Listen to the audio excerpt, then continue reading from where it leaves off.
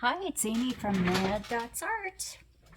Today I'm going to be doing tutorials on these cute little painted stones.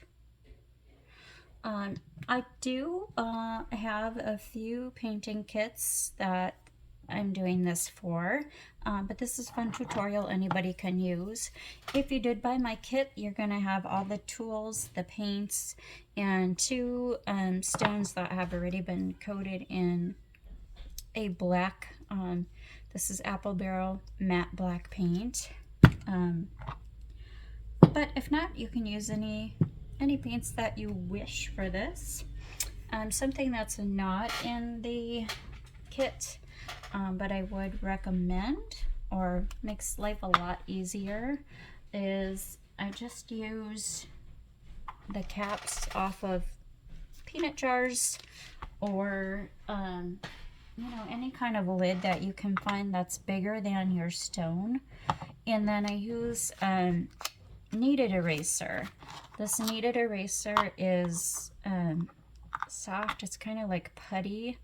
But what that helps do is hold that stone in place so that I don't have to touch and smudge my paint on the outside. So when I'm done, I just put it aside by using that. In my tutorial today, I am using this kit of DecoArt Americana, the Brights line.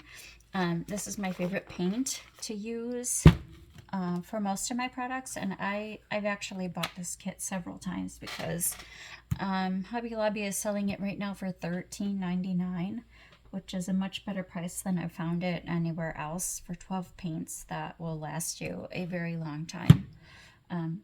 But DecoArt Americana, DecoArt has a lot of different kinds of paint, but the Americana line is perfect for dotting right from the bottle, so you don't have to mess with it. Other paints will sometimes be too thick or too dry, and that makes it a little bit harder to use. You want to thin it out for dotting. All right, I'm gonna start with this guy here. And we're gonna use the medium clear rod. And the first color we're using is the Sour Apple. So go ahead and dip your tool in there, get a good amount on your tool, and just kind of ballpark where the center is. And kiss that to your rock.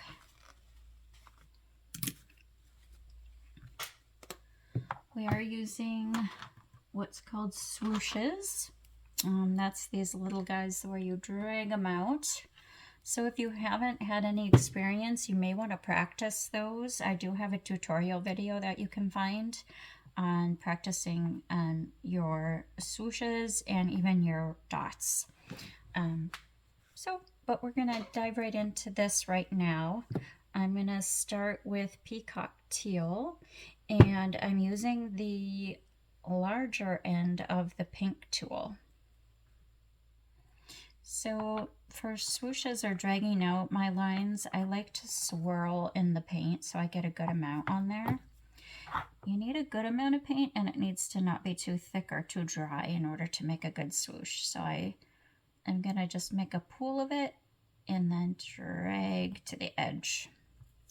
And here I'm going to do, if I were thinking of a clock, like that would be my 12 o'clock, and here's my 6 o'clock. I'm first going to get the 4 areas. It makes things easier to just have it sectioned off that way first. Just ballpark it. And then I'm going to split each of those segments in half with one more blue line.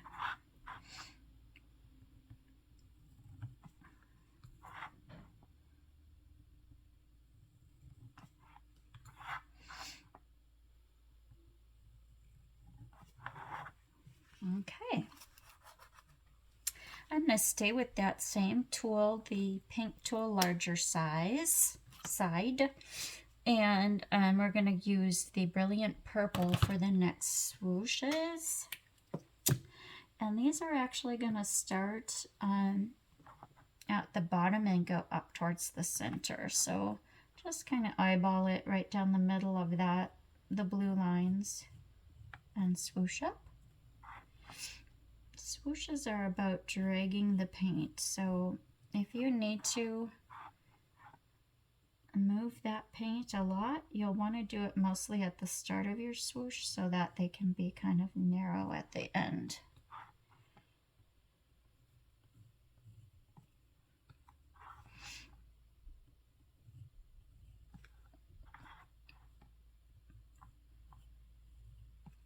This doesn't have to be real precise as far as the placement of the lines.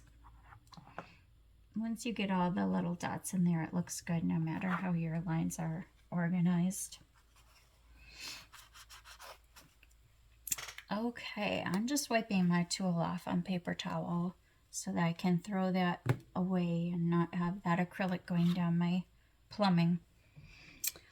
Next, we're going to use bright orange, and I'm going to stay with the same size tool, that larger side of the pink tool.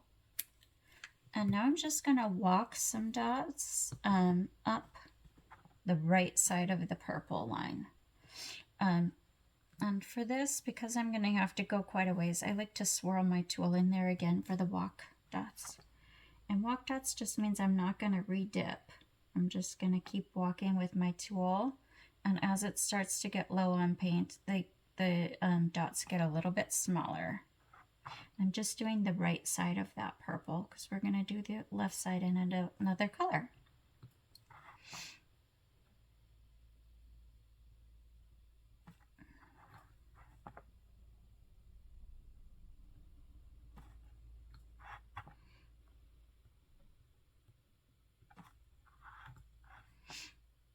This is such a fun pattern that's pretty simple, I think. The swooshes are a little hard for some people, or a lot of people, but I think between the combination of swooshes and dots, it's pretty forgiving, this pattern. Like, you don't have to be perfectly symmetrical and it's still going to look really cute. And we're going to go to Sour Apple for the next set of dots, and staying with that same tool, the larger side of the pink tool. And now we're just going to walk the greens up the left side of the purple.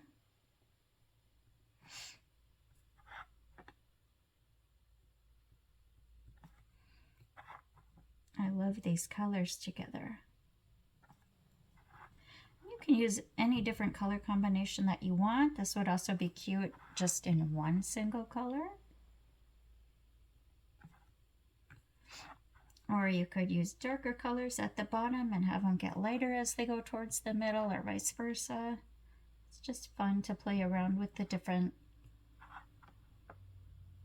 colors in a pattern. And that is that. Pretty simple and pretty cute, I think. All right, let's move on to our next guy here. This is kind of a Fibonacci pattern. Again, not super complex. It's just about lining things up.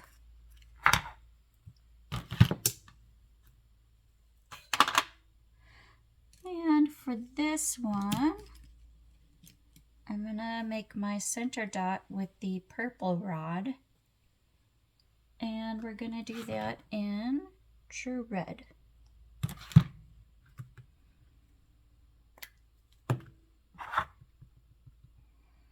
I'll just make sure you have a good amount on there, and roughly in the center.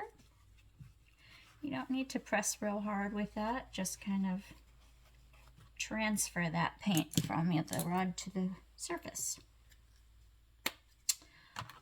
I am going to use my pink tool, the larger side, and we're going to use bright orange. And now I'm going to want to dip for each dot. For this pattern, try not to get your dots too close together. We want a little bit of space in there so that we can get micro dots in there as well. And that just gives it a little more symmetry.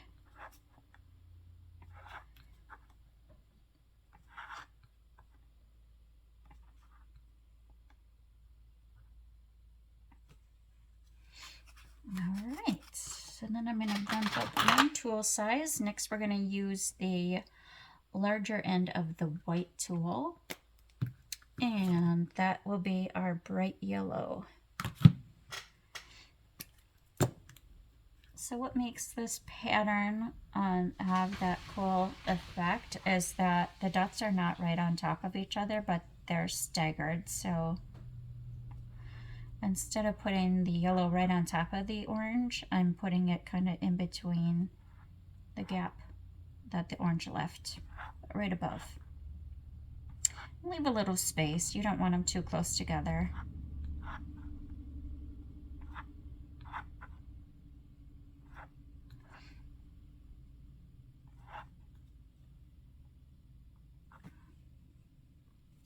If any dots are a little bit smaller, just redip and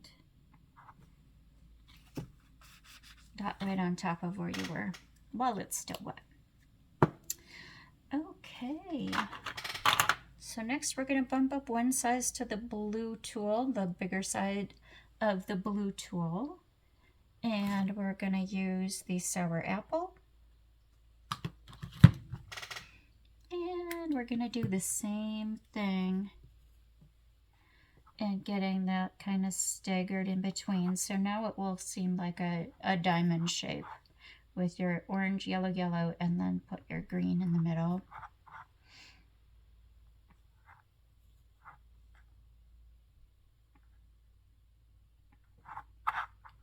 Sometimes this tool I feel like is a little bit harder to get a perfect dot, and sometimes I just redip or retap on there a little bit just to get it the right size.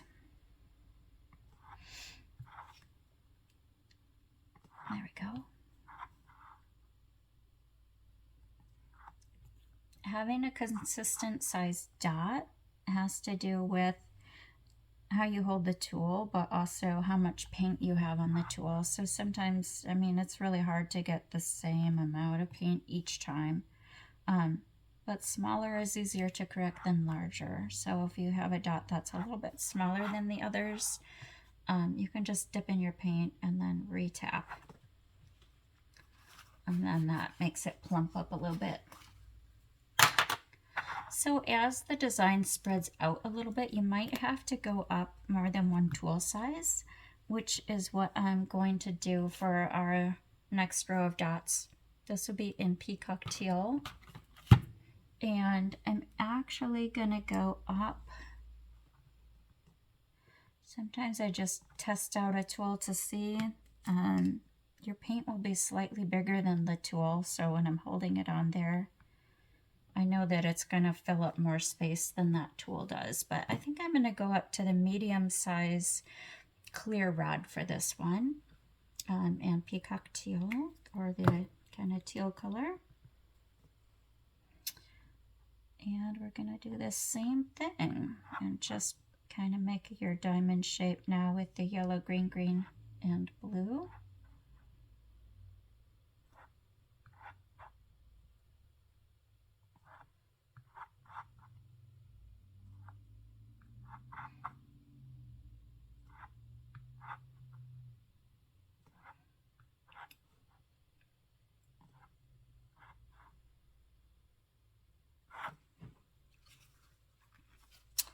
Now, if you have a little more room on there, you can certainly do the same thing with another. You can go up another row in the purple. And, you know, just kind of do what I did there, where you kind of test out with your different rods and see what's going to fill in this space.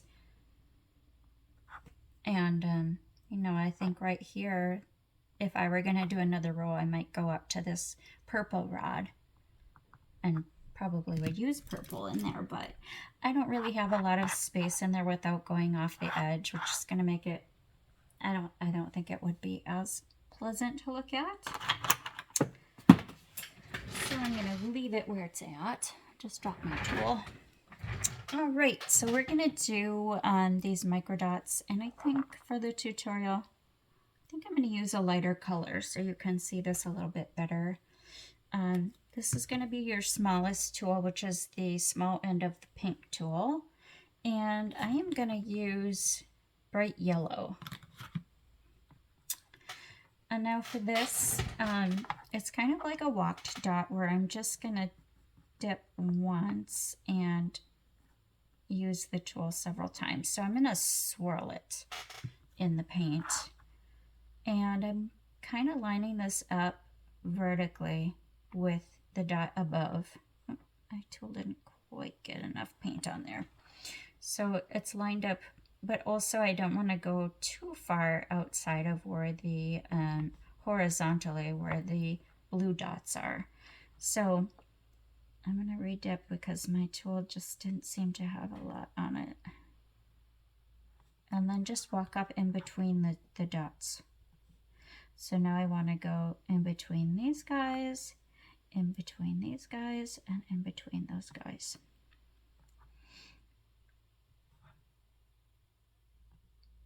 Depending on your paint, you might need to redip in order to get your dots to go all the way to the end. I think I'm doing okay with this without redipping. So I'm just going to continue that way. The key is, if you don't have enough paint by the time you get to the end, you really aren't going to have a tool that's small enough. So you really want to redip at your second spot there so you can have your dots make it all the way to the end.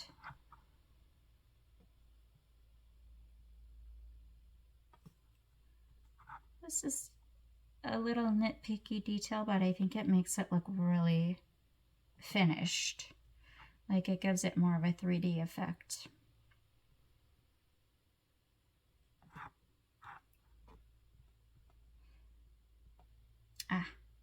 Those ran together.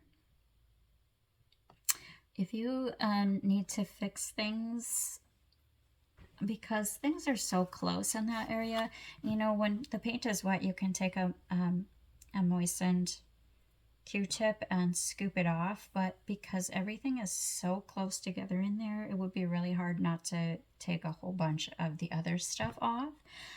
So what I prefer to do if I have an error is to leave it dry and then paint over top.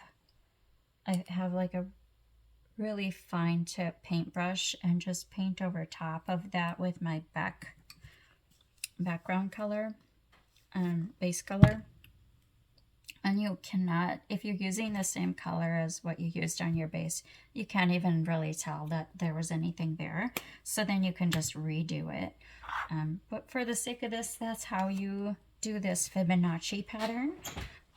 Play around with it in different colors. You can use, some people do like all one color, gradually getting lighter or darker. That makes it a really cool 3D effect as well. But that is it for this tutorial on the two painted stones. You'll probably want to seal it with some kind of sealant, especially if it's going to be outside. Resin holds up the best, I think, but do make sure that you're wearing the proper face mask for that because it can cause respiratory issues. I don't use resin.